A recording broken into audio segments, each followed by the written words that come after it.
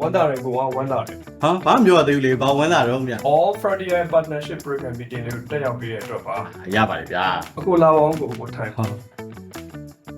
ကျွန်တော်လည်း Frontier နဲ့လွယ်လွယ်လုပ်တဲ့ခါကျိုးမယ်မယ်ရမယ်ဆိုလို့ဒီ meeting လေးကို join ဖြစ်လိုက်တာဒါနဲ့ဆိုပါအောင် Frontier Partnership Program ဘယ်လိုမျိုးတော့ ကျွန်တော်ရှိမှာ Frontier SLA နဲ့ Frontier Based SLA ဆိုပြီးနှစ်မျိုးရှိရတယ်အဲ့ဒီမျိုးဆိုတော့6000ကျော်ကနေစပြီးပဲတော့စာချုပ်တော့ရှိရဒါပေမဲ့6လဆောင်ကိုကြိုတင်စရာမလိုတဲ့စာချုပ်လေးပေးရတဲ့ဈေးနဲ့ပြန်ရမယ့် line ရှင်တွေနဲ့လုံးဝကွာရင်တော့ ဟင်ဘယ်လိုကွာတော့ 6000ကျော်လောက်ပဲစပြီးပြန်တော့မယ့် line ကလုံးဝဖြက်ဖြက်လူထွန်းထွန်းလူကျင်တယ်လို့လူပြီးအရင်ကောင်းနေအောင်ပြောချင်တာဗျ ကိုတော်နောက်လေဗျာ ကျွန်တော် Frontier ကိုသုံးတဲ့သူတွေအတွက်ပြောချင်လို့ပါဗျ ဒါနဲ့ကျိုးမရမယ်ဆိုတဲ့ဟာဘာကြီးလဲဗျာ အခုကကျွန်တော်ရဲ့ Frontier SLA နဲ့ Frontier Bay SLA ကိုအသုံးပြုတက်ဆင်မဲ့သူတွေညွှန်းပေးရုံပဲဗျာ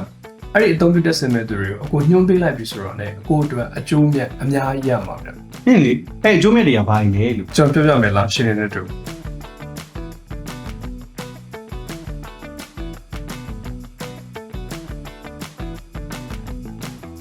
မိုက်တယ်ဗျာဒါဆိုကိုတို့ Frontier Partnership Program မှာကျွန်တော်လည်းပါမယ်ဗျာ